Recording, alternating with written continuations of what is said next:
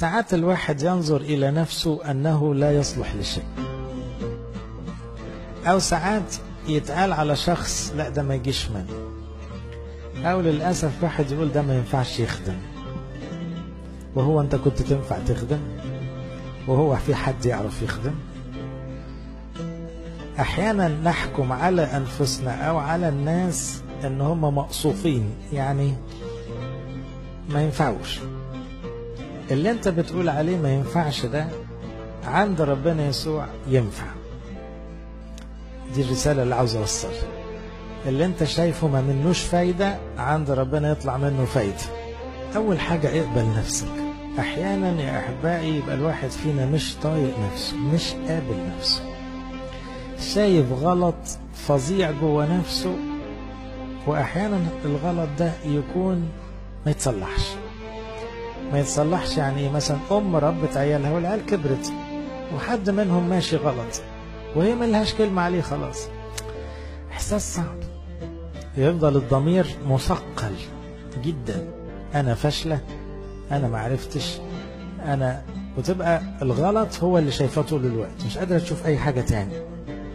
فيبقى الواحد مش قابل نفسه. أو يكون في خطية كبيرة مسيطرة وعشرات السنين ملهاش دو. لما تبقى خطية شديدة متكررة سنوات طويلة بتخلي الواحد فتيلة مدخنة، يعني باصص لنفسه انه كل الناس منورة الا هو. تصوروا شمعة مثلا 30-40 شمعة منورة، وشمعة تانية يدوب في شوية دخان خفيف طالع منها كما فيش نور خالص. فيبقى عنده احساس بصغر النفس او احساس بالدونية. الله يقبلنا، ما بيغيرش الحتة دي، لأنه فتيلة مدخنة لا يطفئ، قصبة مردودة لا يقصف. هو نظامه كده، من يقبل إلي بدون شروط لا أخرجه خارجا. طب ده جاي لك حافي، جاي لك ريحته خنازير، ده جاي لك قتيل، ده جاي لك وقد أنكرك، ده جاي لك وهو كذاب طول عمره، ده جاي لك ومش عارف يوعدك انه مش هيرجع للشر، لا أخرجه خارجا. إذا كان ربنا بيقبلك بالرغم من عيوبك، خطاياك، ماضيك، جهلك، اقبل نفسك. لما يجي الشيطان يقول لك ده منظر بني آدم، قول له ربنا عجبه، ربنا قابل. أنا شخصيا معاك، أنا مش شايف أنه منظر بني آدم ولا منظر خادم ولا، إنما هو عجب، هو فتيلة مدخنة لا يطفئ. قد تكون فتيلة مدخنة ومش نافع في حاجة خالص في نظر نفسك، وربنا يعمل منك حاجة. ما تقصفش نفسك أو ما تطفيش نفسك. إذا كان ربنا لا يقصف قصبة مردودة ولا يطفئ فتيلة مدخنة، تيجي انت تقصف روحك. يعني ايه واحد يقصف روحه؟ ساعات الواحد يكمل على نفسه، يعني كويس الظروف ملخبطة والناس عمالة تقول لك انت وحش ومش نافع، ما تكملش انت على روحك وتغني الأغنية دي أغنية وحشة، تقعد تقول انا فعلا مش نافع، انا فاشل، انا ملياش لازمة، انا يا رب اموت يا الله. طب انت مقصوف لوحدك، ما تكملش على نفسك.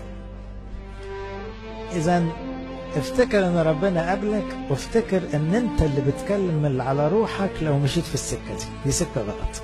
لا تقل في نفسك ابدا انا منفعش. صدق ان ربنا ده بتاع معجزات، بتاع من الشرق للغرب ومن الغرب للشرق. ما تستقلوش بربنا. ربنا ما يحبش يعمل الخطوة العادية، بالذات اليومين دول احنا دايما بنستقرئ الاحداث ونقول بس هي بدل ما تحدف شمال تحدف يمين. ربنا مش بتاع الحسابات المتفائلة. لا الموضوع اكبر من كده. يعني تصوروا موسى واقف قدام البحر، وبعدين واحد بيقول له عارف بس لو الفراعنة دول ما خدوش بالهم احنا واقفين فين وعدوا الحتة دي ومشوا كان يبقى حل جميل. بس ده حل متوقع بتفاؤل. بس ربنا ما اشتغلش كده، ربنا اشتغل بمعجزة. ربنا يجيب الفراعنة لغاية عندك والبحر قصادك ويعقدها خالص عشان يتشق البحر. وربنا قليل. انما لو قلت يا الحمد لله الفراعنة عدوا ما خدوش بالهم ان احنا في الحتة دي، ده يبقى كلام المنطق المتفائل. هو في منطق متفائل وفي منطق متشائم. ربنا لا في ده ولا في ده، ربنا فوق المنطق، فوق العقل، فوق الحسابات. فانت حتى لو قلت ما انا بأفضل توقعات بالكتير انفع خادم اوزع ورق في الكنيسة، يعني اكتر دور اعرف اعمله، ده منطقك والمتفائل كمان. لكن استنى، بالنسبة لربنا ممكن يعمل منك حاجة تاني خالص. فصدق ان ربنا قادر يشتغل ويعمل معجزات. والمعجزة مش بالضرورة واحد مريض يخف، لا، واحد ما ينفعش ينفع، دي معجزة. ودي بتحصل معانا كلنا.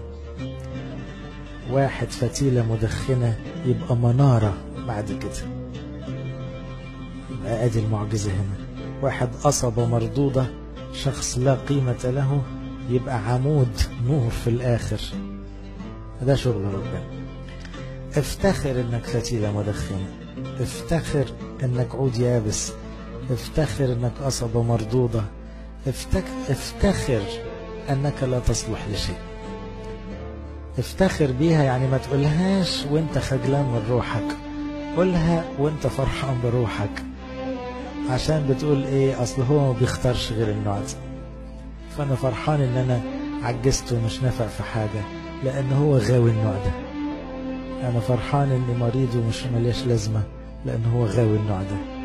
انا فرحان اني مش عارف اصلي خالص بس هو غاوي النوع ده.